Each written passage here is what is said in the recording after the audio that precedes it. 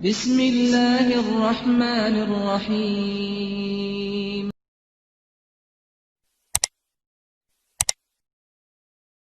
Saya ingin tanya kepada antum semua,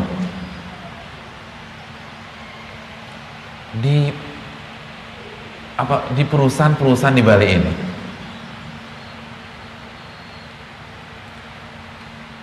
atau di pemerintahan, kalau ada orang hari ini datang membawa selembar kertas ijazah SD-nya untuk melamar pekerjaan, kira-kira diterima atau tidak? Ya. Tapi pintar loh nih orang. Hanya saja dia tidak punya keahlian, tidak punya ketangkasan, tidak punya pengalaman, kecuali belajar 6 tahun di SD. Kelas 1 ranking 1, kelas 2 ranking 1, kelas 3 ranking 1, kelas 6 juara kelas atau juara sekolah. Tapi hanya SD aja, kira-kira diterima apa tidak? Nggak diterima. Di Jakarta nggak diterima. Minimal SMA sekarang. Ini kan fakta yang menarik. Apa maksudnya Ustaz? Simpel aja. Jangan berharap sukses di dunia kalau modal Anda hanya belajar 6 tahun. Nggak kepake sekarang. Nggak kepake, Anda harus belajar lagi. Hanya modal 6 tahun, Anda nggak bisa sukses di dunia sekarang. Nggak dipakai orang. Tanpa mengurangi rasa hormat kita. Itulah dunia sekarang. Nggak dipakai. Kalau dipakai mungkin karena ada relasi, itu pun nggak akan meningkat karirnya. Kecuali kalau dia belajar 6 tahun di SD, tapi dia punya keahlian lain, belajar di tempat lain. Yang saya titik beratkan, dia hanya belajar 6 tahun aja, tok, titik gitu loh. Nggak kepake. Nggak kepake di mana? Di mana? Di dunia. Dunia yang apa? Dunia yang hina. Dunia yang rendah, dunia yang semu. Kalau 6 tahun belajar tidak kepake di dunia yang hina, mungkinkah sukses di akhirat hanya belajar seadanya? Logika macam apa yang bisa menerima hal tersebut? Gak mungkin lah. Wal akhiratu khairul laka minal ula, kata Allah. Dan akhirat itu lebih baik, lebih bergengsi daripada dunia.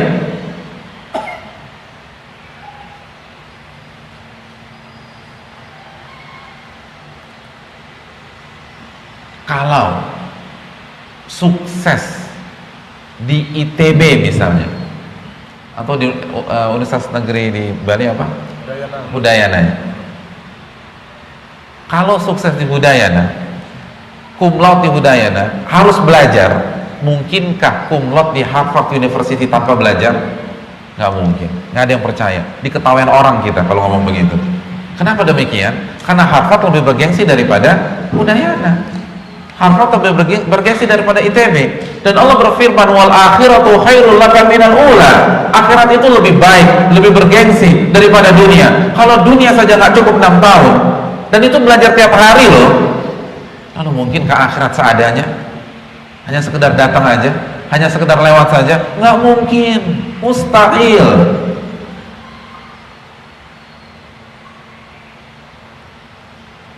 Akhirat harus diperjuangkan.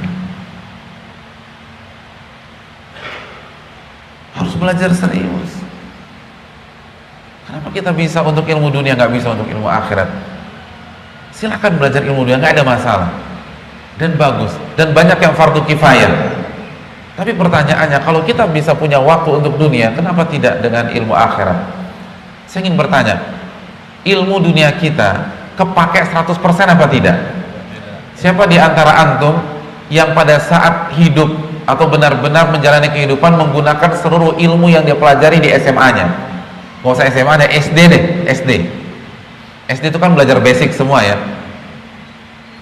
Siapa yang ketika belanja pakai rumus logaritma, siapa? Nah, kalau nawar pakai rumus luas jajaran genjang, saya masih ingat luas jajaran genjang. Lupa. Kenapa lupa? Karena nggak dipakai.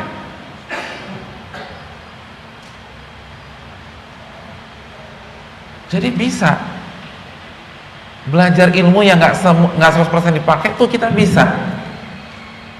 Bahkan begitu kita punya anak dan cucu, kita motivasi anak kita untuk belajar ilmu tersebut. Saya belum pernah melihat ada orang yang menasihati anaknya ketika lagi belajar tuh anak, kata dia, nak kalau belajar jangan terlalu serius, itu tuh nggak semuanya kepake, papa nih pengalaman. Kan ada yang bilang begitu, selalu bilang belajar yang rajin ya nak, belajar yang rajin ya nak, belajar yang rajin ya nak. Padahal kita tahu nggak semua ilmu itu kepake, nggak semuanya kepake.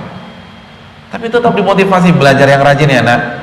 Kalau itu bisa untuk ilmu yang nggak semuanya kepake, bagaimana dengan ilmu akhirat yang 100% kepake? Dan gak usah tunggu.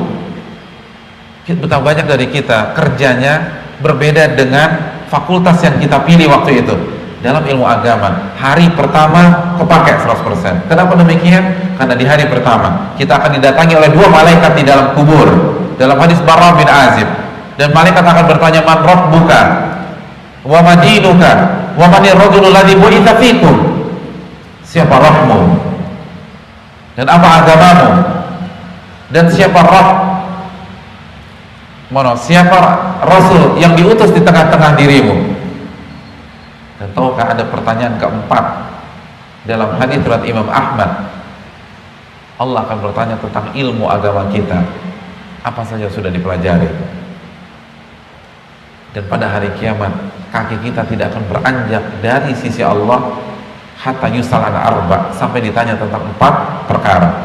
Dan pertanyaan pertama, wa an ilmihi fima amila bih. Mohon maaf, di salah satu pertanyaannya Allah bertanya tentang ilmu kita dan bagaimana kita mengamalkan ilmu kita tersebut. Ilmu kita ditanya lagi, semuanya kepake. Oleh karena itu pentingnya mempelajari ilmu agama.